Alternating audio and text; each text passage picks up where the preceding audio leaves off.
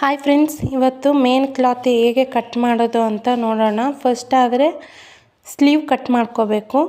4 folding side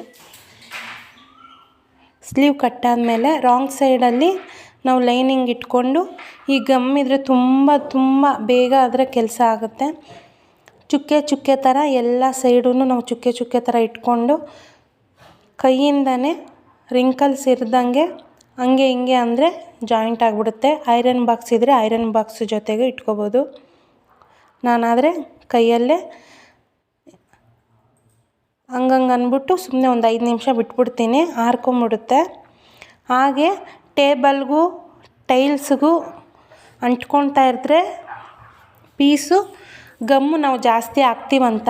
ಇಲ್ಲ ಅಂದರೆ main cloth ಬಂದು ಸ್ವಲ್ಪ ತೆಳುವಾಗಿದ್ದರೆ ಟೈಲ್ಸ್ಗೆ ಆ ಟೇಬಲ್ಗೆ ಬಟ್ಟೆಗೂ ಸಹ ಅಂಟ್ಕೊಳುತ್ತೆ. ಗಮ್ಮು ಸ್ವಲ್ಪ ಕಡಿಮೆ ಹಾಕ್ಕೋಬೇಕು. ಸ್ವಲ್ಪ ಚುಕ್ಕೆ ಥರ ಎಲ್ಲ ಸೈಡೂ ಚುಕ್ಕೆ ಥರ ಇಟ್ಕೊಂಬಂದರೆ ಟೇಬಲ್ ಟೈಲ್ಸ್ಗೆಲ್ಲ ಅಂಟ್ಕೊಳಲ್ಲ.